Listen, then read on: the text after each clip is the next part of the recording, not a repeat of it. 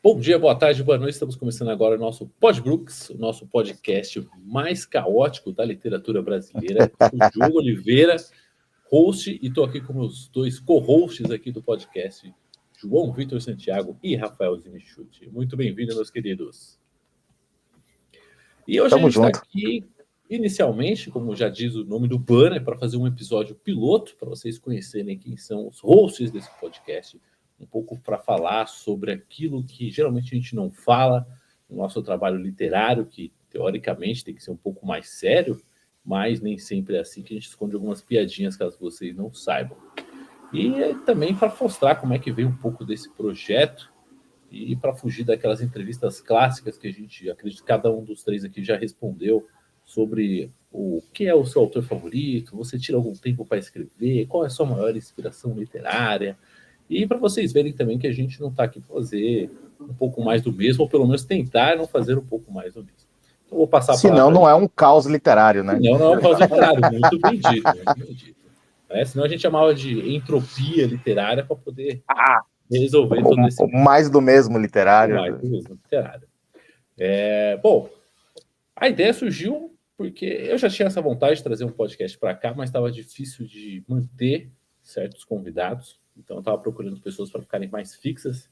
E depois de 2 lives aí que eu fiz com o Santiago e mais um tempo aí de amizade com o Rafael, a gente viu que dá para formar um papo bacana entre os três de temas diversos, inclusive que não estão tão ligados com livros, mas que para todo bom escritor qualquer inspiração serve para criar histórias. Acredito que esteja dentro do que vocês acreditem também, certo? Não tenha dúvida.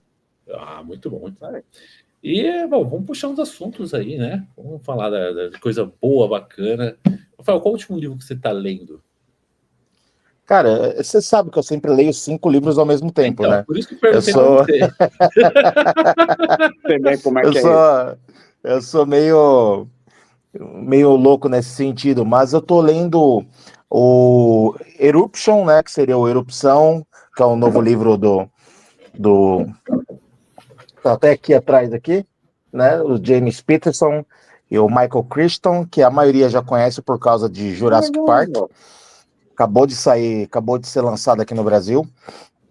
É uma história bem bacana, apesar de ser uma história muito técnica, mas é uma história bem bacana. Estou lendo um que eu estou dando chance, sabe? Uma chanchinha, como que o pessoal fala. Não, Deus me livre. Não, Deus. Quase. Muito provavelmente não darei mais chances a ela, não é minha praia, né? Mas eu sempre leio uma biografia. No momento eu estou lendo a biografia do Bruce Springsteen, que é um músico, né, que meu pai adorava. Depois eu acabei gostando também, acabei entrando nessa vibe de gostar. Eu sempre leio um livro técnico, geralmente John C. Maxwell. Eu acho o John C. Maxwell maravilhoso, inclusive eu tenho foto com ele, tenho um livro autografado, então assim, é um dos meus autores da vida, gosto bastante. Sempre leio um ou do Sidney Sheldon ou do Dan Brown, certo? Que eles estão aqui, ó, no cantinho aqui, certo? Então estou lendo Anjos e Demônios Ilustrado, relendo, na verdade, porque como tá Dan Brown agora em setembro, dia 9 de setembro vai lançar um novo livro, no Brasil, O Segredo Final, então eu já estou me aquecendo aqui, dando uma prévia, e estava lendo alguns livros de alguns amigos meus também, um livro da Cíntia, Segredos Submersos, e estava lendo mais outros livros aí, agora de cabeça assim, não me lembro. Um é O Tempo de Perdoar, esqueci o nome do autor, que eu estou dando uma chance, é o mesmo autor do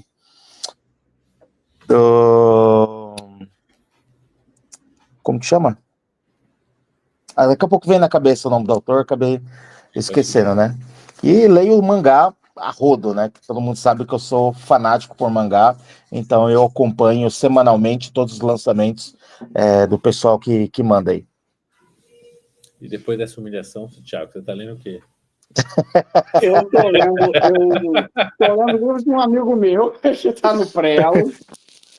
Senhor das Nações, é um livro de fantasia, não é muito a minha zona de conforto assim, não sou tão leitor de fantasia, mas estou gostando muito, é extremamente imersível, o meu amigo Michel, um grande abraço até para ele, excelente livro, está bem escrito, está bem engajado, assim. O último que eu li foi 24 Horas Deadline, desculpa, que são os eventos que ocorrem após o final da 8ª temporada do 24 Horas. Não sei se vocês chegaram a assistir, que o Jack Bauer tenta matar o primeiro-ministro russo, aí ele é foragido. Aí, justamente, é ele tentando fugir dos Estados Unidos, uma equipe da FBI indo atrás dele. Cara, é muito bom. Jason Segel, o nome do autor, se não me engano. Cara, ele escreve muito bem, escreve de uma forma muito imersiva. Você descobre o que é Deadline, uma cidadezinha lá que ele tem que pegar um entrocamento de trem. Só que é aquilo, né? Como é o Jack Bauer, ele sempre arranja alguma encrenca para resolver enquanto não está conseguindo fugir, enquanto não está conseguindo fazer as coisas. Aí é justo que mostra muita coisa assim da série, figuras carimbadas que apareceram antes, voltam a aparecer nesse livro. Ele é muito bem escrito, vale a pena dar uma chance. Eu mesmo fiquei surpreso. Não esperava que fosse tão bom assim. Lembrando que o Gregory Evans, uma das inspirações do Gregory Evans é o Jack Bauer, né? Que eu sou fanzaço de 24 Horas. Para mim, em termos de policial, se não é a melhor série, tá assim, no meu top 3, fácil, de melhores séries que já foram feitas na temática thriller, assim, mano. É espetacular. E também é uma das minhas. Eu sempre falo que o Trigger, debaixo desse traje aqui, tá um cara que nem o Jack Bauer. Um cara bem sinistro, assim, essa parte tática, não é só um traje de combate. Então, pelo visto, o Gregor Evans é aquele cara que, assim, ele faz o que for preciso para resolver o negócio, né, Rafael? A ideia é exatamente essa. Não é. O Diogo sabe disso. Eu detesto herói Superman. Sabe? Que ele é todo poderoso, ele é invencível, sabe? Não, eu gosto do cara assim que o vilão tem todas as razões para fazer aquilo, e o Gregory Evans fala assim, cara, se eu tivesse no seu lugar, eu ia tocar o terror desse mesmo jeito, mas eu sou pago para tentar impedir isso. Eu não posso. Mas, né, então, assim, a ideia, eu gosto disso, sabe? Que nem a gente falou, do caos, né? Eu adoro esse caos, assim. Então, assim, 007 é uma baita inspiração, essa coisa do cara meio sem limite, um cara que é permitido matar, o cara que sai com todas as mulheres. Agora, recentemente, né, que tem aquela situação de um cara que dá em cima dele, né? Ele fala assim, mas quem disse que é a minha primeira vez? Sabe? Então, tipo assim... Se permite matar, permite também fazer tudo, pô. Então, assim... Não importa em quem tá dando tiro, o importante é atirar. Exato. Eu sempre digo uma coisa até que faz sentido para mim no 007, porque um espião, assim, um agente, ele usa a parte de afeto, de sexo, para conseguir informações, para conseguir vantagem. Então, ele faz diante do que tem. Tem até aquele filme... não sei que lá vermelha com aquela com a Jennifer Lawrence, não sei se você chegou a ver. Red de cabeça não lembro. Ela é uma Operação Red Sparrow. Isso. Tá, isso eu assisti. E, gente, tá tocando algum barulho? Tá pegando algum barulho da minha transmissão? Não. Que, infelizmente, está tendo coisa aqui de samba, literalmente botando embaixo da minha porta. Então, trilha sonora. Se não tiver um caos, irmão, você tem que entender que você tem que se acostumar com o caos. Trilha sonora.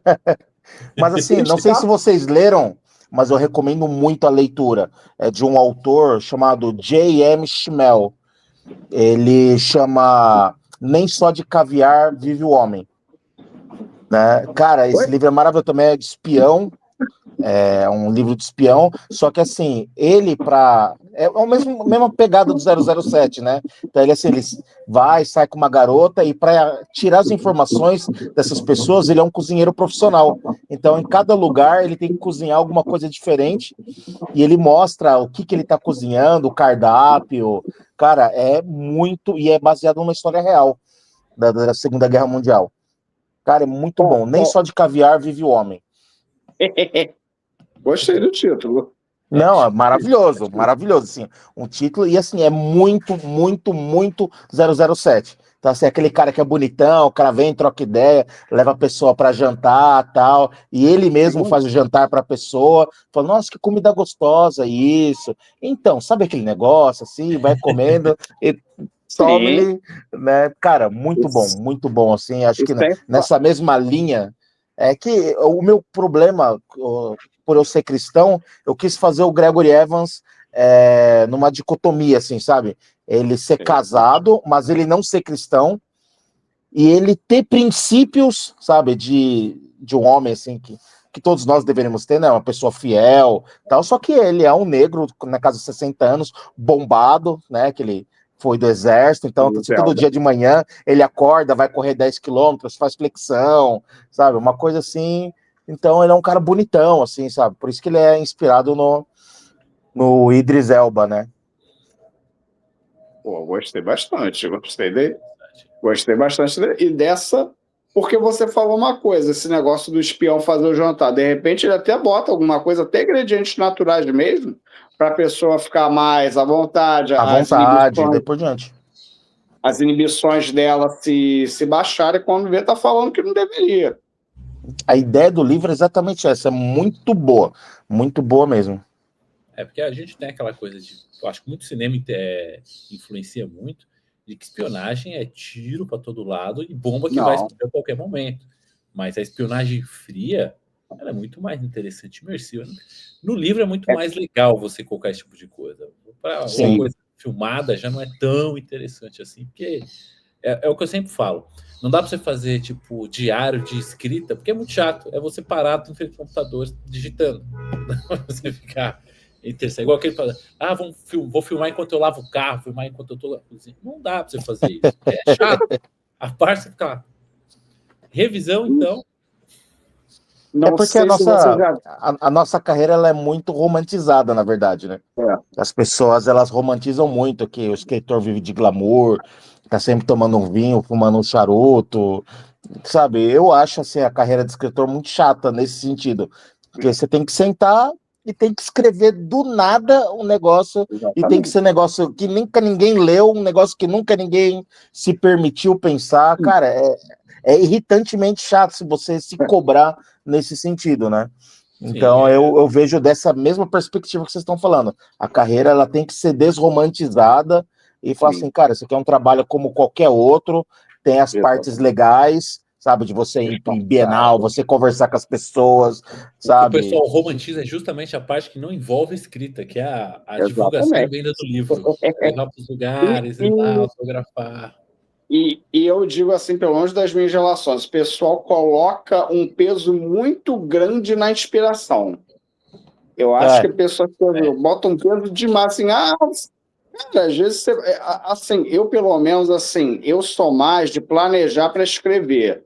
Eu vou, tipo, eu tô querendo fazer, tipo, meses de brainstorm para depois organizar, para depois, assim, quando chegar na hora, a escrita ser quase um despejo, assim, só estruturar.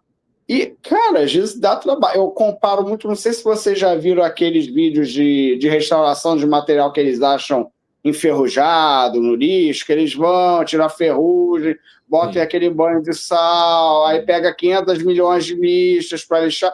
Para mim, aquilo ali é o processo da escrita. Você vai tirando o grosso e vai limpando, vai pulindo.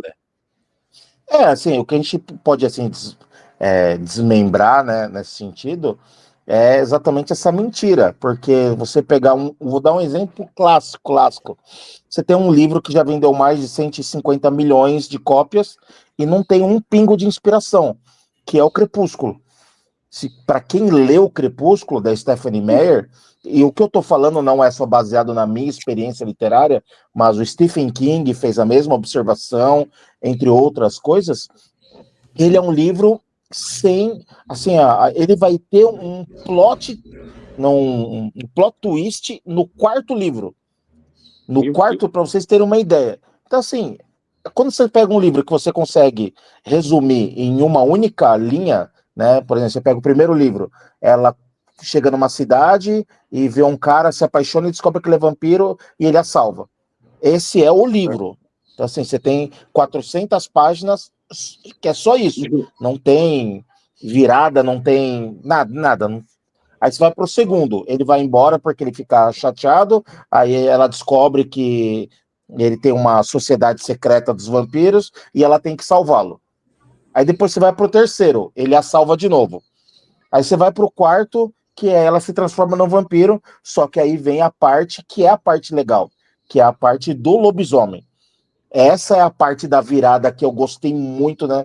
Mas se você parar a pensar, é um livro sem inspiração nenhuma, tecnicamente muito bem escrito.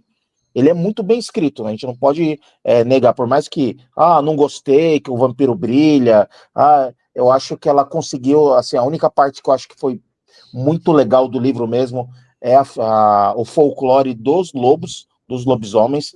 Eu acho que ela acertou em cheio ali de trazer uma coisa mais voltada para a magia dos índios, que é muito rica, né, nos Estados Unidos, mas é um livro sem inspiração nenhuma. Se alguém falar assim que, nossa, ela só sonhou com um cara que brilha. Meu Deus do céu. Ela sonhou que conhecia um casal que brilha. Aprenda a escrever tecnicamente bem, porque qualquer história mediana vai se destacar. Porque o que eu já vi de ideia boa, mal escrita, não tem como contar. Quando eu trabalhava na editora, fazia análise de original. Poxa, cara, é o trabalho mais... Não vou falar tedioso, mais chato, mas você mais se machuca. Porque aí você fala assim, eu podia estar lendo alguma coisa boa e peguei isso aqui pra ler. Uma baita perda de tempo, né? Eu fico muito chateado quando eu compro um livro, cara, eu começo a ler na maior expectativa e aquilo, assim, foi dolorido. Quando o livro é de fora, que alguma editora comprou, publicou aqui, você fala, puta, é isso? Não, pra mim... Deixa só que eu vou fechar aqui um pouquinho a luz, um segundinho só, peraí. Deixa só... Peraí, rapidinho. Mas vamos falar. E o Crichton, eu já li 3 livros dele. Eu falo que ele consegue falar de microbiologia de uma forma que não é chata, que consegue ter um fluxo legal de narração, e você tá umas coisas assim que se você entrar numa sala de aula para aprender 1/3 do que ele fala ali, é muito chato. Então a pesquisa dele deve ser muito mais chata do que o processo de escrita, e aí ele transformar isso daí. Pelo menos foi assim. Tanto que na sinopse ele fala que ele estava escrevendo esse livro há 10 anos. Ele morreu escrevendo esse livro, até que a esposa deu o livro pro James Peterson e ele finalizou o livro, né? Quando eu li o Congo, ele fala como funciona a linguagem de sinais, fala sobre o continente negro, que era a África inexplorada, fala sobre a biologia dos macacos, para não ficar só no Jurassic Park, que é o mais famoso. E assim, baita livraço, você vai uma velocidade que você não está vendo passar ali.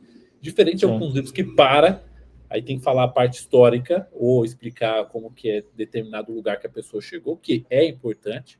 Mas se você pula aquilo ali, você fala, não perdi nada. A história continua fluindo. É que nem não sei se vocês chegaram a ler Sol Nascente. Não. Do Crichton. Não, acho que não. Assim, ele na verdade, ele tem uma localização mais mundana, que é em Los Angeles, no final dos anos 80. Era naquela época que o pessoal achava que os japoneses iam ser a potência mundial por causa da questão da economia. É um policial que no filme é o Wesley Snipes, que ele é meio que o elo de ligar, é o elo entre a comunidade japonesa e a polícia. Ele é tradutor, sabe japonês, e ele é colocado para ajudar numa investigação que é a morte de uma moça numa empresa japonesa. Ele é auxiliado justamente por um cara apontado pelos japoneses, que é o John Connor, que é o Sean Connery. Aí vai falando de economia, compra de coisas, a influência da cultura japonesa na época, que os japoneses assim, muito meticuloso, que os japoneses até preconceituoso com o John Connor, por isso que ele, inclusive, ele acaba deixando o Japão. Assim, é bem legal. Ele faz um negócio assim, bem robusto de pesquisa. Não, mas é uma coisa que era muito forte, essa questão de como que era essa parte oriental. Eu lembro quando eu fiz o curso técnico de mecânica no Senai, tinha um professor meu que falava assim, a gente tem que tomar cuidado com os tigres asiáticos que estão chegando no país. Porque na época, olha só, na época, a Jack Motors estava vindo oferecendo 5 anos de garantia no carro. Aquilo era um absurdo. Quem vai garantir 5 anos de garantia no carro? Aí um outro professor meu contava uma história muito boa. Ele contava uma história que os engenheiros de uma montadora americana foram visitar uma montadora japonesa. E aí chegou na montagem das portas, aí olharam assim, aí um dos engenheiros americanos falou, olha, lá na nossa, a gente tem um cara que ele dá uma batidinha com um martelo de borracha para a porta, depois que encaixar, a gente garantir que a porta encaixou e que não vai soltar. Vocês não têm isso aqui? Aí o japonês falou assim, não, a garantia nossa está no projeto. Não. Aí a gente já vê que a diferença... Então, planejem livro também na hora de escrever, porque aí você não tem martelo de borracha. Eu acho que assim, existe, né, que a gente sempre fala do arquiteto e do jardineiro, né? Eu não vejo... Eu sou um misto dos dois. Eu sempre planejo o livro e vou escrevendo à la vontade. E sempre mudo o que eu projetei. Isso é muito natural, eu mudar o que eu mesmo projeto, mas eu tenho mais ou menos só como um guia, certo? Eu deixo a fluidez do texto rolar, assim como o Stephen King, ele trabalha dessa maneira.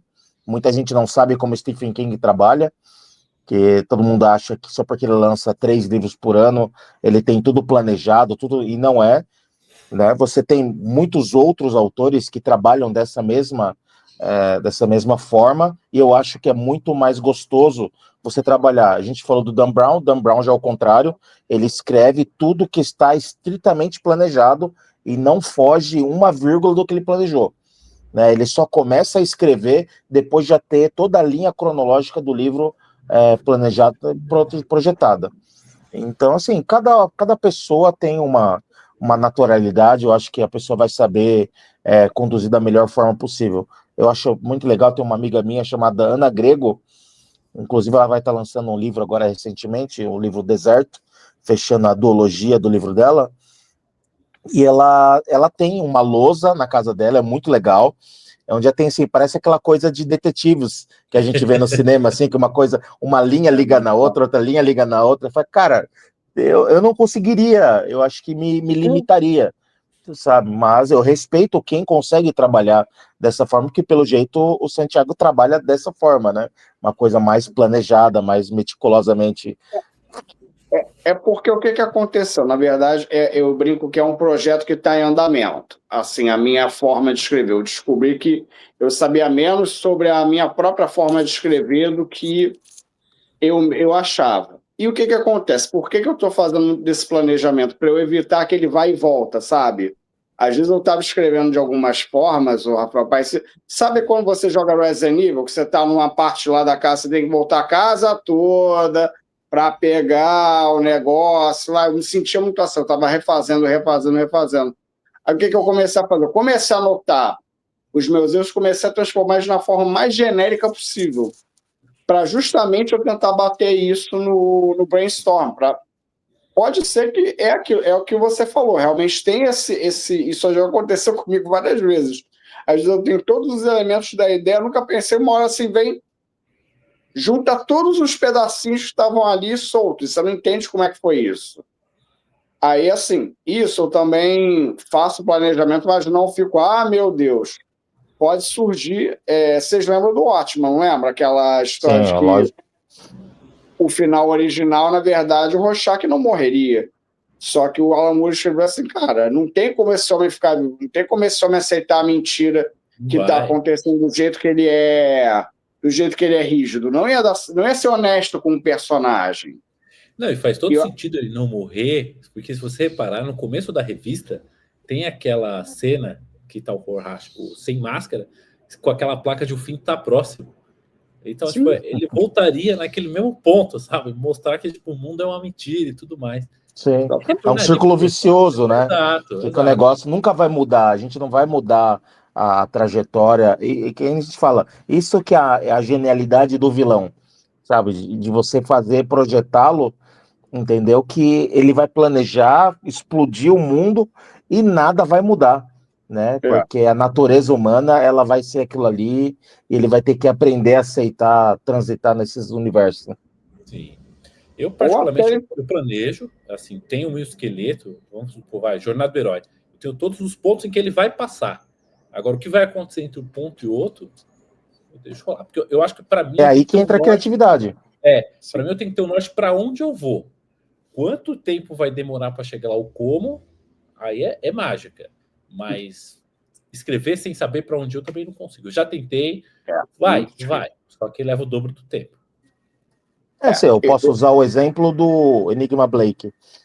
Quando eu planejei o Enigma Blake, eu sabia que ia ter as 9 noites, porque ele foi inspirado no The Four Zoas do William Blake. Então, você sabe, ele vai ter que ter 9 noites. Não tem como fugir disso, porque a história original, ela tem 9 noites. Então, você tem que fazer as 9 noites. Então, essa era a premissa do livro. Uma organização secreta que quer planejar as 9 noites de William Blake. Só que no meio do livro, e eu estava escrevendo do jeito do Stephen King, sabe? De você, noite 1, aí você escreve a noite 2 e acerta a noite 1 para combinar com a noite 2. Escreve a noite 3, corrige a 1, 2, para chegar na 3. Eu fui fazendo, né, indo e voltando, até fechar. Só que no meio do livro eu tive o insight da virada da história, que fez todo o sentido, porque eu estava... vou dar um spoiler aqui, não tem problema nenhum. Tá liberado. Podcast não. Porque assim, eu tava matando um monte de pessoas que eram os heróis da sociedade, sabe? Aí eu ficava pensando, poxa, mas não tem muita lógica até aquele ponto, né? Essa é a virada da história.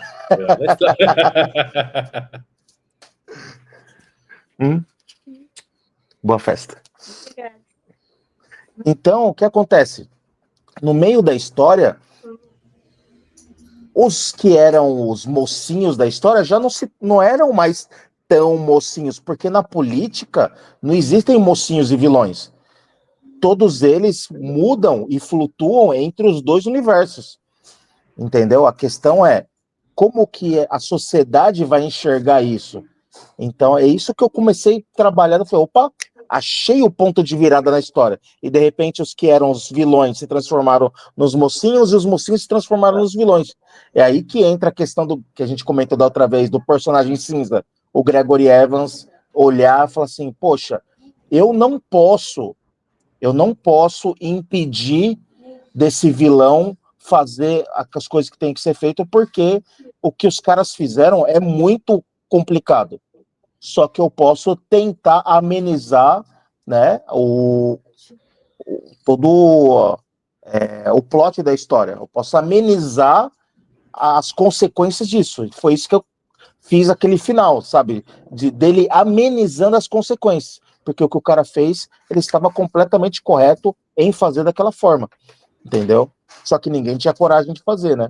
Isso, em vez de Vingança, você vê isso. Sim. Em Inferno, do Dan Brown, você vê isso.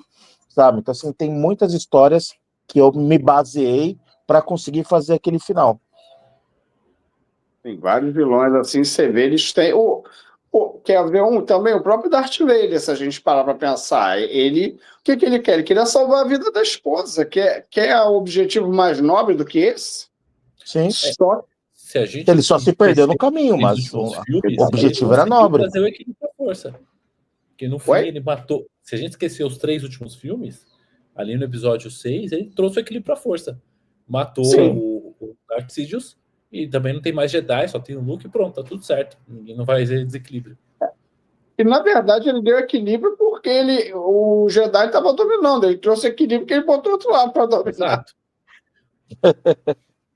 Que os Jedi não eram tão mocinhos assim também, diga-se de passagem, né? Eles só tinham o sabre de uma cor mais bonita, né? Então é essa magia que eu gosto nos vilões que tem o objetivo nobre, sabe? Eu gosto do vilão que tem o objetivo nobre, sabe? Eu não gosto, por exemplo, eu adoro o Coringa. Eu acho o Coringa maravilhoso pela inteligência. Só que se você analisar friamente falando, os objetivos dele são fúteis, sabe? se a gente analisar friamente como escritores aqui, vamos esquecer o lado que a gente gosta de ver o Batman socando ele, que a gente gosta do...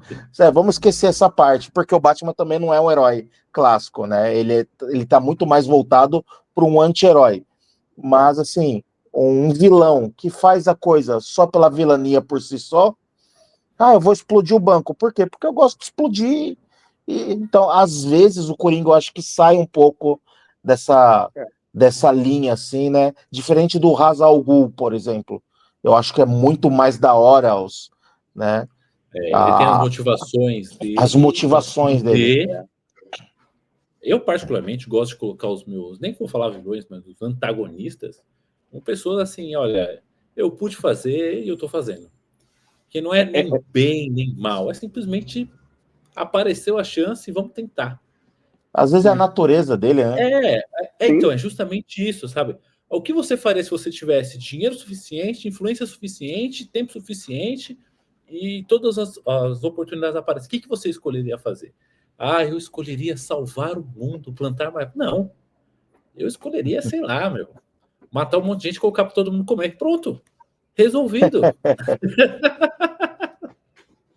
Eu acho assim, até que o vilão mauzão funciona desde que você explique o seguinte: por que ele é assim? Não ser uma coisa simplesmente má. Porque às vezes, por exemplo, esse mauzão, ele pode ser aquele senso inflado de ego, aquela coisa de ele se ver melhor do que os outros, de ele achar que pode escapar das consequências, que ele tem o direito de ter mais coisas que os outros, ele vai conseguir. Assim, claro, você tem que fazer bem, mas realmente é muito fácil virar aquele vilão de torcer bigode de eu sou mal, assim. Por exemplo, um que eu não gostei, por causa até da estrutura, foi a reinvenção do Blofeld nessa... Eu achei péssimo. No Spectre.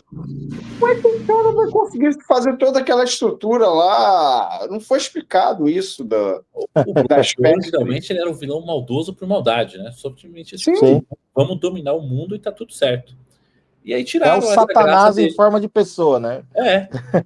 Aí tiraram essa graça dele. E ainda botaram ele, eu sou seu irmão. Não, exato, não foi bruxo. Tava evoluindo bem o James Bond do Craig, aí chegou ali, eu falei, pô, eu já tava assim porque o cara não era careca. Já fiquei meio sentido. Porque o clássico, para mim, pelo menos nos livros do Ian Fleming, era que todo vilão tinha uma característica marcante na forma física. Era um tapa-olho, era uma cicatriz, era alguma coisa que contrastava com James Bond, que era tipo uma cara limpa, galanzão, sarado, tudo. E aí tiraram essa graça toda. A nova geração ela tá muito chata, né? O vilão não pode ser vilão, ele não pode ser malzinho. Do vilão, tal, entendeu? Gente, é igual o Rambo não pode matar, o Rocky Balboa não pode bater, também não pode apanhar. Cara, é difícil, mano, essa nova geração, cara. Falando nisso, vai ter um novo Rambo aí que vão filmar contando a história antes do Rambo. Eu quero saber, vão mostrar o Vietnã mesmo? Ou vão mostrar ali na escola de treinamento para falar mal do exército? Se fosse nos anos 80, eu acreditaria. Eu acreditaria que ia ficar um baita filmaço. Até nos anos 90. Mas eu não consigo mais botar fé assim nessas coisas nesses novos filmes atuais. Eu espero sair para dar meu veredito. Mas a expectativa é bom não estar alta, porque quanto maior a expectativa, maior a queda. Mas eu acho que o The Last Blood, eu acho que não decepcionou. Eu, pelo menos, diferente do Rambo 3, eu acho que o Rambo 3 foi uma baita decepção. O 4, não sei, eu não tenho uma opinião muito bem formada sobre o 4, certo? Eu acho legal porque é Rambo, mas, entendeu? Mas, por exemplo, você pega o 1 e o 2, apesar de terem pontos forçados, não foram filmes forçados. Sim. O 3, ele é extremamente forçado, assim, ele é incomparavelmente forçado, o 4 também, né? Mas o 5 já achei que ele voltou à coerência do 1 e do 2. Pelo menos foi essa percepção. Dá pra você tirar o 3 e 4 e assistir 1, 2 e 5. E o 5, eu acho que... E fecharia bem, se falasse assim que... Porque é o The First Blood, The Last Blood. Pra mim, tava estava fechado, fecharia bem a série. Mas, né, O a 3 é gente aquele do sabe bastão que. azul, não é? Isso. O 3 é o do bastão azul. Que ele pega. Sim, Quem é É, aqui? É o azul. bastão azul. O que ele faz? Tem que Fica estar azul. Luiz Carlos, é, fica azul. não, mas eu ainda acho que aquela parte foi engraçada. Aquela É o parte. alívio cômico pra estar ali, É um né? E alívio tal. cômico, mas assim, meu, não dá até a parte do final lá que tá ele e o Troutman e tá vindo o exército Sim. inteiro de russos, certo? E Aí vem aí, a o que a gente vai jogadinha. fazer? É, vamos matar ele, pá, pá, pá, pá, pá, pá, todo mundo atirando contra eles, ninguém acertava Ah, e cada sim. tiro deles matava. Pô, mano, é. E aquilo ali Não, estragou a. não sei se você lembra, tem uma hora, Rafael, que ele toma um tiro de uma daquelas metralhadoras do tanque.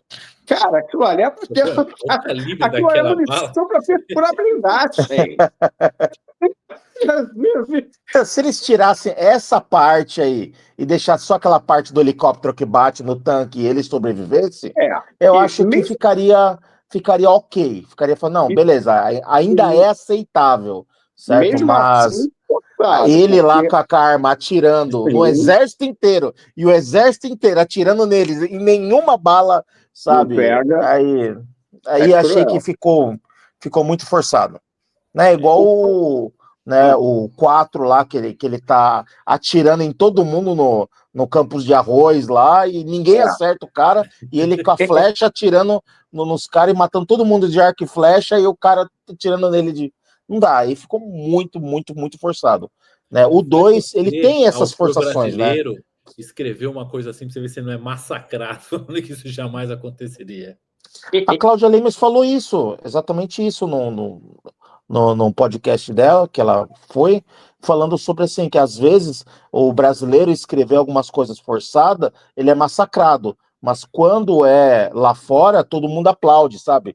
Ah, porque que ela, na verdade ela estava fazendo uma crítica à empregada, que ela detesta o livro A Empregada. Eu adorei, achei uma leitura Eu achei que maravilhosa. assim, fazia muito tempo que eu não era tão bem enganado.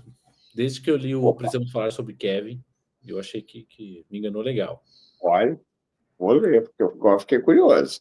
É, porque, Não, assim, cara, é muito bom mesmo. a primeira parte eu já tava achando um saco, com todo perdão da palavra, porque, assim, pô, é aquela história chata do marido que é perfeitinho, da mulher, daquele patrão rico que, tipo, faz por pouco da pessoa que tá prestando serviço. Eu achava, pô, mas aquele livrinho nova geração, sabe? Sim. Lacração e tudo. Mas chega na metade, assim, que inverte as Que ele coisas. dá a virada na história. Realmente, ali sim a gente sabe que é um plot twist, porque não Sim. só inverte a história, mas a narração também é invertida. Aí você fala, Olha, meu Deus, que isso? lá meio Não, garoto exemplar, de certa ali forma. Oi? eu parei e falei, opa, acho que agora começou a história. Agora começou a história. Ó, eu Então, vou. assim, Aqui, ó, momento spoiler. Se você não quer spoiler, você para o podcast agora, só deixa o like, se inscreve no canal e vai pro próximo. Na empregada, assim, a pessoa que tá morando no carro, a mulher lá, ela é contratada para uma casa, é um casal e uma filha. E aí a mulher que contrata ela faz de tudo para essa empregada sofrer. Então ela faz com que a menina sofra alergia por amendoim, amassa a roupa do marido, essas coisas. É coisinha tipo bem mamão com açúcar. Só que aí no final, na metade do livro, tem uma viravolta que o cara, ele meio que é um abusador e estava prendendo a mulher e ela tá colocando a empregada para ele ficar com dó dela e trocar ela pela empregada. Então ela faz toda essa todo esse planejamento foi É, feito pela patroa. foi feito pela patroa para tudo isso. Só que você, no começo do livro, você vê a perspectiva da empregada sofrendo de todo jeito. Aí você fala, meu, é mais um livro de lacração. E aí dá essa virada, que aí volta a história da patroa, que conta tudo. Eu só achei meio assim que no final ela quis voltar atrás, né? Ficou com dó e tudo. Eu acho que na me vida lembrou. real, a pessoa ia embora e foda-se, né? Já era. Lembrou bastante Garota Exemplar esse negócio da É a mesma perspectiva forma, mudar no mesma meio. fórmula. É a mesma Mas fórmula, não é, muda muito. Mas assim, é muito bom. Eu, particularmente, ao contrário da Cláudia Lemes, eu gostei do livro, eu achei um livro que trouxe uma reviravolta legal, né? Até a parte do final é passável, eu acho que valeu mesmo. não, É, não dá para você julgar o livro inteiro só pelo final. Sim. Senão eu não era fã do Sidney Sheldon também, né? Então... Sidney Sheldon que é bom pra caramba e tal. Até hoje eu quero acreditar no fundo do meu coração que a Leslie ainda deu uma virada aí no reverso da medalha, mas vou deixar quieto esse ponto aí. Quando a gente for falar só de Sidney Sheldon, a gente vai isso daí. Não, mas Mas vocês já leram? Os finais do Sheldon é foda. Não, ainda não, eu confundi os livros, né? Cara, é um livraço, porque assim, eu já tinha assistido o filme, eu sabia o que acontecia, porém o livro é todo escrito por cartas, e a mãe tá mandando carta pro marido. E aí você fala, meu, será que... Aí você já vem com aquela, né? O livro deve ser diferente do filme. O cara tá vivo, ninguém morreu.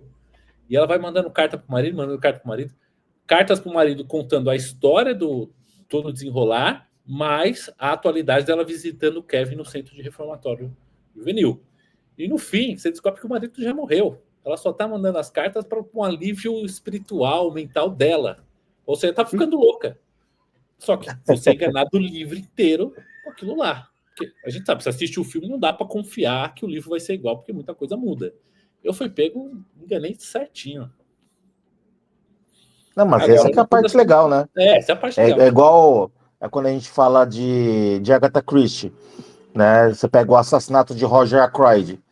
Meu, aquela história, né? Vou meter um spoiler aqui também. Não, a gente mas assim, já deu alerta. Daqui pra frente é só spoiler. Mas assim, quando eu fui ler o assassinato de Roger Ackroyd, eu já tinha visto o spoiler. Daí eu falei assim, mas será que é assim mesmo? Cara, e o livro ele é narrado pelo assassino. Cara, é maravilhoso a perspectiva de que, assim, aí chega no final e o Hercule Poirot me pegou. Nesse ponto. Cara, aquilo ali, assim, é maravilhoso. Tanto que foi o primeiro ultra best-seller dela, né? Então, assim, ela virou Agatha Christie como Agatha Christie por causa do assassinato de Roger Ackroyd. Então, assim, eu gosto desses pontos, sabe? Que do nada, assim, ó, toda a trama vira, assim, ó. Então, eu sou assassino e o Hercule Poirot me pegou colocando minhas memórias na prisão. Muito bom. Quem não leu, leia o Assassinato de Roger Ackroyd. Porque eu sempre falei, né? Você, Agatha Christie é bom desde que você pegue as indicações dos livros bons. Então, só que isso também não é confiável, porque ela odiava o Hercule Poirot e a Miss Marple. Pouca gente sabe, mas ela não gostava. Ela escrevia por causa de contrato. E ela gostava mais dos outros, Chupence e sei lá o nome dos outros lá. Casal, e eu sempre odiei. Sempre odiei esses outros. Oi? Aquele do M.O.N.? Isso. Era aquele casal de é muito chato, muito chato. Livro com aqueles personagens, só que eram os livros que ela gostava de escrever. Eu não sei se é por causa do momento que a gente está, na época, pode ser que tenha sido diferente, mas eu acho que é um enredo, um casal que não casa, não é sexy de hoje que você tá de ler. Talvez para a época em que, assim, acho que os casamentos eram mais duráveis, as pessoas tinham essa visão de que o marido e mulher em casa, aquilo talvez pudesse ser muito legal. Poxa, a pessoa tá fazendo... qual é o seu... O que vocês fazem juntos como casal? A gente resolve mistérios aí e tudo mais. Parece ser bacana, mas para hoje, né, que a gente é um pouco mais individualista, também não colabora. Eu li um chamado Um Destino Inesperado, que não tem nenhum personagem famoso, mas é uma baita história de espionagem, e que no final, assim, a mulher se vê no meio de um laboratório, no meio do deserto, e que está tentando ver por que as pessoas estão sumindo. No final, ela descobre que as pessoas vão para lá, que o laboratório é uma clínica, passam uma cirurgia plástica e retornam para a sociedade como pessoas normais, né? Então você pode cometer o crime que for, paga para remapear sua cara, e depois você volta com uma nova identidade. Que a gente sabe que isso existe, né? Existe. Inclusive, a minha história favorita do Justiceiro, não sei se vocês gostam do Justiceiro, eu adoro o Frank Castle, mas é um que ele paga para uma cirurgiã plástica para mudar a cara dele e ele se torna um negão. Eu vi. Que, na verdade, ela faz isso até de improviso, porque ele estava sendo caçado pelo rei do crime. Ela fala assim, eu vou te esconder. Eu tenho uma forma de esconder, e tanto que ele até aparece com o Luke Cage. Assim, hoje em dia isso daria maior polêmica, mas Tanto é que ninguém nem Assim, fala dessa história, né? é verdade. E eu gosto muito desse arco em geral, daquele cara que é acho que é o sobrinho ou contador do rei, que ele arma todo um esquema para pegar o justiceiro. Sim. Aquele George. Cara, ele faz um negócio. Pena que o justiceiro matou ele, o justiceiro tem esse problema. Não, pena não. Se não matasse, não Fora era o justiceiro. retalho, você não tem muito não. essa corrente. Eu assisto o Justiceiro, eu gosto de que você ler, sabe que porque ou ele o vai Frank matar Castle os morre, caras. ou ele vai matar. Não tem essa. E mata mesmo. Inclusive, no filme não aparece, mas no desenho do Guerra Civil, quem faz toda a mágica acontecer da Guerra Civil é o Frank Castle, né? Sim. Aí depois que o Capitão América vai lá e dá uma coça nele lá, porque falou que ele não podia matar os caras. Mas como eu não posso matar os caras? Eu tô aqui pra quê, filho? Você não lê minhas histórias, né? Exatamente. Você não tá acompanhando minhas aventuras? Você já leu um Justiceiro do Mata-Marga? Você já chegou a ler, certo? Sim. O que chegou? acontece nesse justiceiro a massacrasse o universo? Não é nem matar, massacrasse o universo. Cara, eu adorei aquilo ali. É maravilhoso. Ele faz um negócio assim, mostra com estratégia as coisas que ele conseguia eram incríveis, porque realmente ele só tem estratégia, só tem a inteligência. Então, vambora. Ele é um Batman inverso, né? Ele é um Batman inverso. O Batman não mata e ele mata. E Mas como? estratégia vai matar todo mundo. Eu gosto do filme com o Dolph Lundgren, que o cara pergunta assim: você matou mais de 125 criminosos, como é que você chama isso? Chama de trabalho em andamento. E aquele filme, eu gosto daquela parte lá que ele toma um pau do cara e ele tá com o canivete, assim, né? Apontando pro cara. Você vai fazer o quê com isso daí? Ele aperta lá, o canivete atravessa o pescoço dele. Cara, pra mim, aquilo ali é magistral, mano. Não, e aquilo aí tinha muito nos quadrinhos, ele usava muito esse tipo de faca. Vira e mexe. Retrátil, que ele chamava, né? Aliás, esse filme ele tem muita coisa dos quadrinhos, esse do John Travolta. O lance do russo, a cena do sorvete, aquela cena que ele destrói o clube, assim. Eu gostei muito. O pessoal criticar em Miami, gente, quer dizer que então se a família morrer em Miami, você não tem o direito de se vingar. Quer dizer, é isso. Muda uma única coisa, o restante tá igual ao quadrinho, então não tá legal. Pô, então não precisa de adaptação, que adaptação não é nada. Matou a família inteira dele, pai, mãe, cachorro, papagaio, periquito. E ele faz uma das melhores vinganças que eu já vi na história do cinema. Ele fez o cara matar a própria esposa e o melhor amigo. Vocês têm ideia do que mais que de Old Boy? Oi? Mais que no Old Boy? No nível, cara. Você chegou a ver essa com o John Travolta? Não, você falou que esse é a vingança. Porque pra mim, de vingança, Old Boy também. a referência é Old Boy. É verdade. Porque é muita falta do que fazer. O cara conseguir fazer o vilão conseguir todo aquele planejamento no final. Mas agora você vai dormir com a sua própria. Porque o cara arrancou a vida dele também. Quis dar o troco para ele. Aliás, eu até tenho para ler, não sei se vocês chegaram a ver. Sabia que tem uma novelização desse filme do Justiceiro, da faca balística? Não. Novelizaram o roteiro. Eu vi quando eu baixei a instrução do jogo, teve a continuação no jogo, não sei se vocês chegaram a jogar. Cara, aquele jogo é maravilhoso, nossa mãe. E eu gostei do retalho pegando, era uma coisa que eu acho que deveria ter mais na Marvel. Esses vilões assim de segunda, conseguindo pegar equipamento do Homem de Ferro, conseguindo pegar... Assim, meio que inverter a coisa. Tipo, imagina se o Wilson Fisk ficasse no comando da Marvel. Eu acho que ia ser bem legal. Sim. A Marvel ela é muito cautelosa com relação a isso, né? Na DC eles já são mais abertos a esse caos, assim, né? Do cara descobrir quem é o Batman, vai lá, quebra a coluna dele, aí o Batman escolhe o Azrael, aí o Azrael sai caçando todo mundo. Entendeu? Então, assim, acho que a DC ela é mais aberta, né?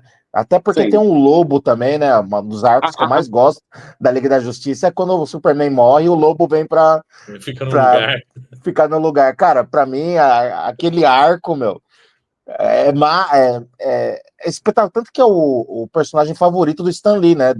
da DC é o Lobo. Então, assim, acho que a DC tem esses personagens, o Guy O Gardner, Guy era sabe? sensacional, cara. Que é, Ele era meu, totalmente... toca o Você fica se perguntando foda-se. até hoje como que ele entrou na tropa dos Lanternas sendo o Guy Gardner. Então, mas isso que é o legal da DC, ela tem essas nuances mais bacanas serem trabalhadas, né? E é aquilo, o Guy Gardner é babaca, o Guy Gardner é babaca. Mas ele é aquele cara que no fim do dia ele tá do lado, ele faz a coisa certa.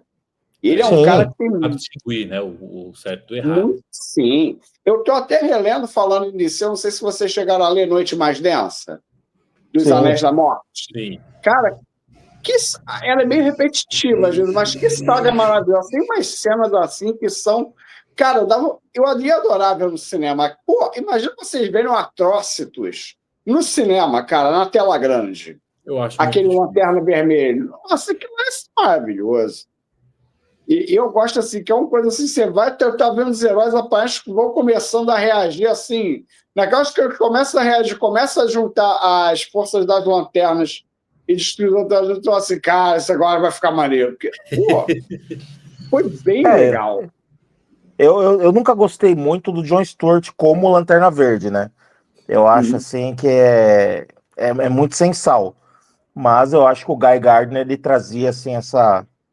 Não, o Liga da Justiça balança. América, ele era sensacional por causa disso. Sim. Porque era muito engraçado você ler aquelas situações e era a mesma coisa, tá? Então lá o herói contra o vilão, salva o mundo, ameaça, mas tinha essas pegadas. Saía daquela rigidez da Liga da Justiça, que é só o pessoal mais sério.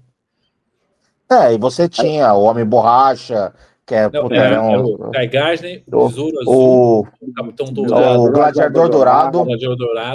Gladiador Dourado era maravilhoso, tipo assim, aquela coisa bem hollywoodiana, né? Eu quero ser herói só pra me aparecer. Pô, aquilo ali é maravilhoso, mano. Verdade. E assim, você falou de uma saga. E eu gosto bastante de como eles acabam, de certa forma, destruindo isso. Não sei se vocês lembram naquela contagem regressiva para a Crise Infinita, que descobre que o Maxwell Lord era um vilão esse tempo todo. Desculpa. E ele fez isso, justamente essa liga galhofa, para as pessoas não levarem tão a sério o negócio. Tem uma saída de marketing aí da DC, né? Para finalizar as coisas. Isso foi um Deus Ex Machina ferrado, né, mano? Assim, que eu acho que na Marvel não tem muito. Não tem. A DC, ela traz muitas soluções do nada. Ela não dá essa liberdade para você fazer muita bagunça para ter um Deus Ex Machina para arrumar tudo. Porque o caso das Infinitas Terras foi assim, tá bagunçado demais, a gente precisa refazer tudo. Então arranja uma coisa aí, faz um Big Bang de novo e recomeça do zero. Tá aí. Sim. Pelo menos 3 já teve. Crise nas Infinitas Terras, Zero Hora, Flashpoint, Zero Hora. 10. Os 952 aí. Sim, 952. É mais fácil você manter heróis renovando desse jeito, que você não estraga o saudosismo de quem cresceu lendo. Diferente da Marvel, que assim, você cresceu a vida inteira vendo o cara falando palavrão de uma hora para outra, não pode mais falar. E outra coisa, a Marvel também ela tem um problema sério que uma hora vai pegar, que é o seguinte: ela se vincula demais a eventos reais, tipo o Justiceiro ter vindo do Vietnã, o Magneto ter vindo do campo de concentração. Porque assim, Capitão América ainda vai, que ele ficou 500 anos congelado naquele bloco de gelo lá, você ainda aguenta, mas o resto, cara, Porque o próprio Justiceiro fala, não sei se você lembra na saga do... Tinha uma fase daqueles Vingadores que eles tentavam pegar esse hype da Liga da Justiça América. Que eu lembro que tinha o Fera saía com o Magnum na balada para pegar a mulher. Caraca. Tentar dar essa livre. Aí eu ficava pensando, pô, já estou chegando na balada. Não vai colar, entendeu? O problema do Fera é que ele tem os feromônios, né? Exato. É a única coisa. Então, aí fica fácil, né? O Fera, ele é engraçado também. Ele é um cara, ele serve para esse tipo de coisa mais brincalhona, assim, mais leve. O Magno até mais ou menos, ele é mais sério, mas assim, eu acho que forma uma dupla, um contraste bem legal. É aquele cara mais sério, o outro mais zoeiro. Você já viu o nome original do Magnum? É Wonder Man. Wonder Man. Cara, quando eu descobri, eu fiquei chocado. Falei, cara, que nome cocô, Wonder Man. Mas é Marvel, né? Marvel tem essas bizarrices, né? Porque se você pegar Homem-Aranha, que a gente já tá acostumado, mas quando o Stan Lee apresentou Homem-Aranha, todo mundo achou um absurdo. É. E a primeira HQ que apareceu, que era o Carrasco aqui no Brasil, né? Eles não fizeram a tradução direito. É o Homem-Aranha e o Carrasco. E tinha a capa do Justiceiro. Aí eu olhei e falei, ué, mas quem é o Carrasco? Ué, vocês querem uma do Homem-Aranha? Sabe como é que é a primeira tradução do Rei do Crime? O Careca. Eu gostei, Naibal. gostei. O Careca. Quer dizer, tira totalmente a... Ele viu porque eu queria careca. Pô, se for assim... É que nas traduções permitiu o bullying, então tá tudo liberado. Sim. Não, mas eu acho a Marvel muito mais pé no chão em construções de finais, né? Na minha opinião. Não. Eu nunca gostei. Não Eu nunca gostei muito. Fazer tudo da bagunça. Que nem você pega assim, eu sempre gostei muito do o Guerra Infinita dos quadrinhos, eu acho melhor do que apesar do final do Guerra Infinita do filme ser melhor, né? Aquela coisa da virada do Stark fazer assim no lugar do. Eu achei que fez uma virada muito boa. Mas o Guerras Secretas, para quem leu originalmente nos gibis, cara, aquela virada na história no final lá que o Dr. Destino rouba os poderes do Beyonder, Nossa.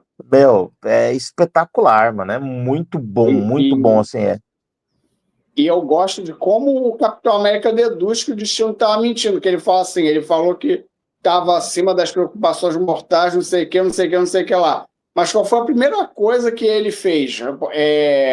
Reparou o próprio rosto. Então tem alguma coisa que não está batendo aí.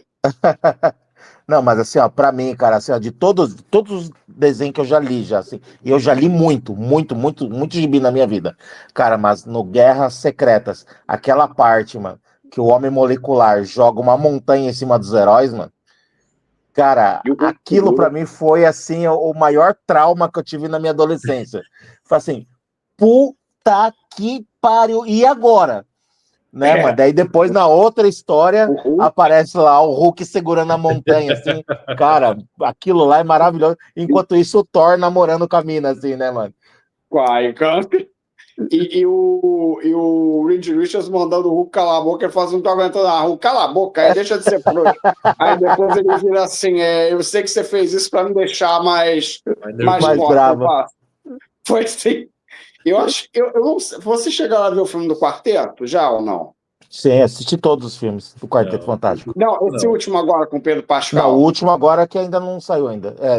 Não vi ainda. Eu queria saber se acertaram ou não, porque eles nunca conseguem acertar.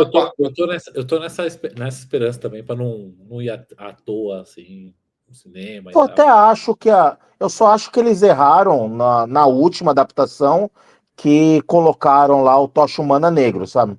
Eu acho que fugiu daquilo que é a história. Eu achei meio lacração, assim, né? Eu achei meio forçado. Olha, e isso, na verdade, Rafael, eu até não achei tão diferente, porque a personalidade dele realmente ele ficou bem igual. Mas eu achei que, porque eles só falavam disso, dessa questão do Tocha Humana ser negro, eu fiquei assim, cara, o roteiro disso vai ser uma porcaria. E assim, você tem um Doutor Destino muito frouxo, você tem uns negócios muito mal explicados, assim. Aí o cara, a realização dele é: eu sou mais inteligente que o Von ali. Então, a primeira adaptação eu achei perfeita, na minha opinião. Eu achei a primeira adaptação, foram fiéis aos personagens, certo? Não teve nada forçado, trouxe bem aquilo que é o Surfista Prateado, o Galácticos, o Doutor Destino. Eu achei, assim, muito bem, só que foi um fracasso, né? Então, assim, daí... E o segundo, quiseram fazer uma lacração, foi fracasso de novo. É que eu acho que eles ainda não acertaram no Doutor Destino. Para mim, tinha que ser um cara tipo o Mads Mikkelsen, sabe? Assim, ele tem aquela vibe, aquele gravitar, sabe? Aquela seriedade. Eu acho que eles ainda... O Julian McMahon não era um bom ator, eu gostava, eu vi ele em Profiler, eu vi algumas séries, mas assim, ele não tinha aquela aura, aquele jeito, assim. Aquele tom arrogante mesmo o Dr. Destino tem, né? Exato. Que é que nem uma das coisas que eu mais gosto, não sei se você foi o Hannibal do Mads Mikkelsen. Eu achei que ele ficou muito bom, até porque ele não imitou o Hannibal Lecter. Sim. Ele justamente ele tinha um constante. Ele me parecia o seguinte, assim, ele parecia ter um desprezo constante pelas pessoas ao redor dele. Não sei se vocês sentiam isso. Na visão do psicopata é isso, né? Todo mundo é inferior ao redor dele e nunca vai ser pego. Exatamente. Ele parecia assim, às vezes está falando com uma criança, assim, parecia. Dava essa impressão de desprezo permanente pelos outros. Eu acho que se pegasse esse jeito, adaptasse, botasse no Doom, ia ficar maravilhoso. Sim. Eu também acho que ia ser. Não. Pode falar. Você chega a ler uma saga que o Victor Von Doom ele consegue abrir um negócio em Wakanda, que é alguma coisa que ele usa para dominar o mundo porque ele tem coração puro? Não sei se você chegar a ler, eu esqueci o nome da história agora. Eu vi. Oi? Essa daí eu vi. Eu não sei se é o Livros do Doom ou se é uma outra. Nossa, que história maravilhosa. Que no final ele é mau, mas ele mostrou que pela maldade dele ele alcançaria o bem. Então, ele está sendo sincero, ele consegue abrir o negócio lá para dominar o mundo. Não, mas eu adoro. Para mim, um dos melhores vilões, acho que top 3 da Marvel, é o Victor Von Doom. O Doutor Destino, para mim, ele é espetacular, cara. Ele é muito inteligente, ele é sádico no momento que tem que ser sádico, sabe? Ele é egocêntrico. Eu acho que o vilão tem que ser egocêntrico, entendeu? Então, assim, eu gosto muito dessa vibe, né? Ele sempre quase bater na trave de conquistar o mundo.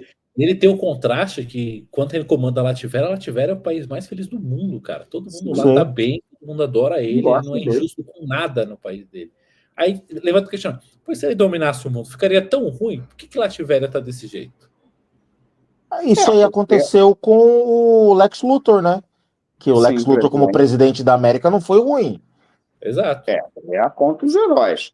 Eu gosto muito da cena que o Lex Luthor ele é eleito, vai o Batman lá na cobertura dele, você tem um dia para largar essa presidência, ele vira assim, FBI, CIA, Departamento de Operações Especiais, ASN, Forças Especiais, não sei o que, eu posso com um telefonema virar todos contra você.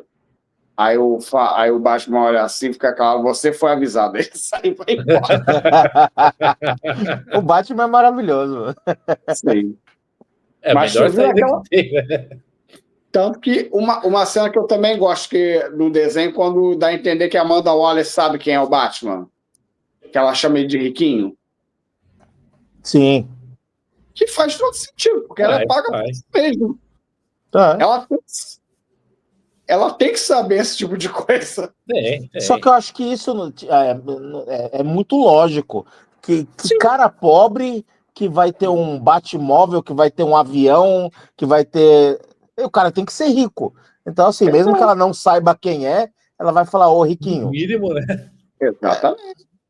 E, por exemplo, ele, pelo menos no Batman Begins do Nolan, o equipamento do Batman é um monte de equipamento de contratos militares descartado, assim, que fez o protótipo não foi para frente.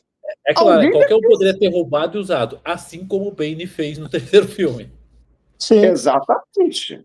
Não, e assim, você pega ali 10 protótipos ali, o Tumblr, não sei o que o Tumblr é para a empresa Wayne, tá aqui, é na cidade do Bruce Wayne, que é o que o cara quase deduziu, aquele cara que tenta chantagear o Bruce Wayne, aquela cena. Você quer dizer que ele é o Batman?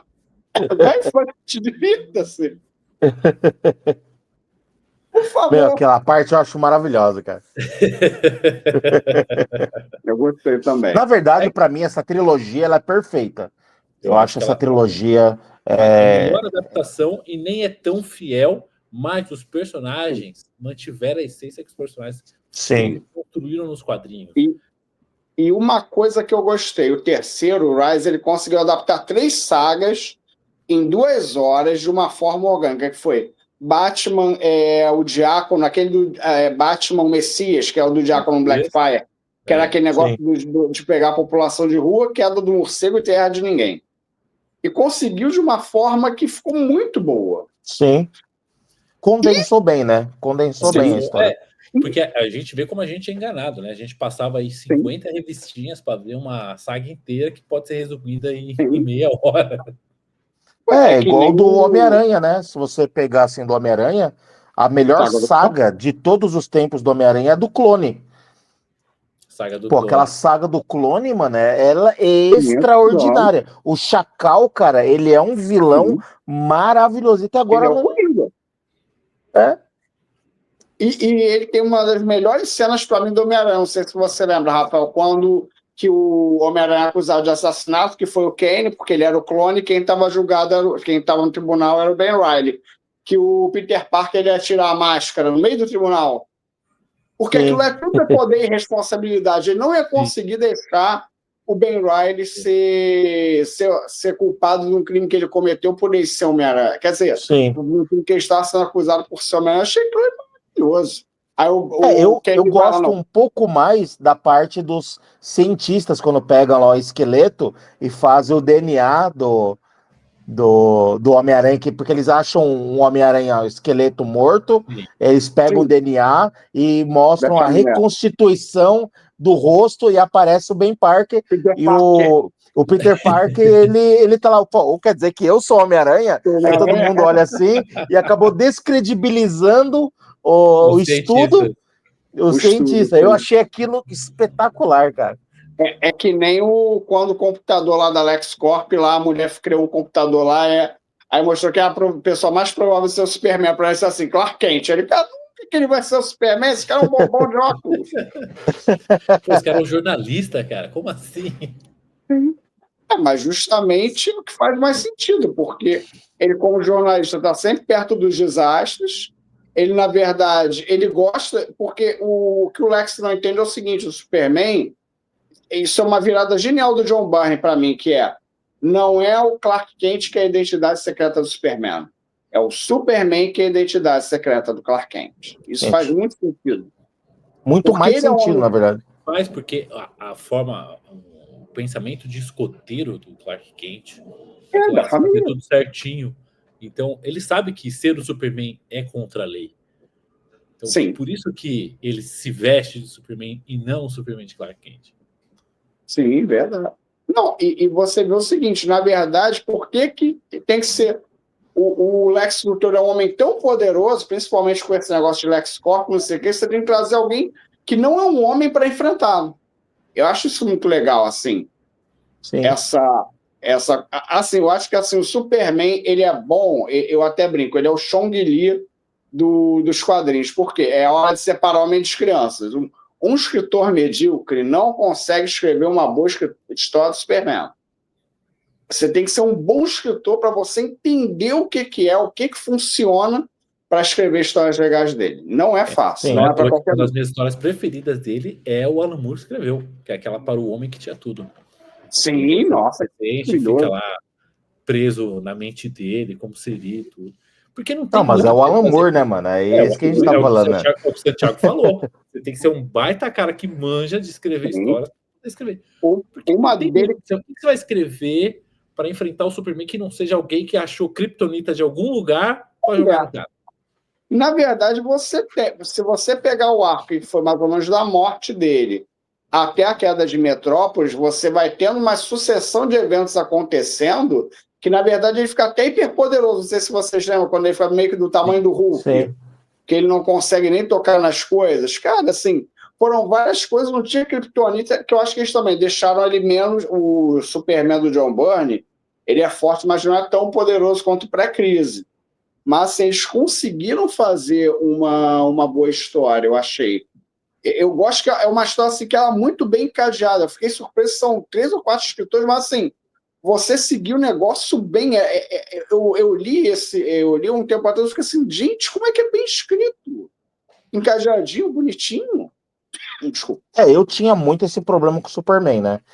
Eu vou ser sincero, eu nunca gostei muito do Superman, porque essa coisa de invulnerabilidade, de não sei o quê, tudo que tem de poder o cara tem, sabe? É igual para quem joga videogame, vai jogar É. o Kirby. O Né? O objetivo- Kirby tá lá, ele voa, ele nada, ele come o cara, ganha o poder do outro. Cara, é chato quando você vê que não tem, né? Por isso que eu até prefiro o Batman, porque, o Batman, a qualquer momento, a qualquer soco, o cara pode morrer, né, mano? Sim, Entendeu? Né? Então, assim, você pegar a queda do morcego, aquela sim. parte que o Bane quebra a Quebra a coluna coluna dele. dele, pô, mano, aquilo lá, assim, aquilo ali dentro da narrativa, cara, aquilo lá foi magistral.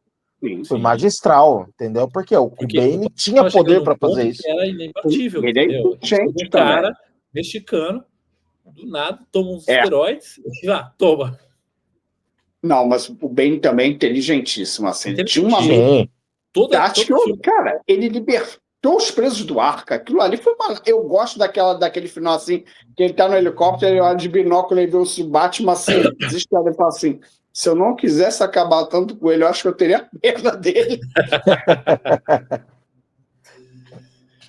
O Ben... mas ainda da queda do morcego, eu adoro, mas é assim, quando o Azrael toma Não, Também. porque, cara, no do sentido, nada você cara. tem um Batman cheio de garra, Sim, rasgando Mano, tudo que e encontra pela rasgando tudo, frente. mano. sim. Pô, mano. Aí até o Bruce Wayne fica, mas não é assim que tem que resolver. Agora Exato. é assim que vai ser feito. Não, o Asa Noturna chega assim, calma, cara, não é desse jeito que a gente resolve as coisas aqui. Ele toma, então.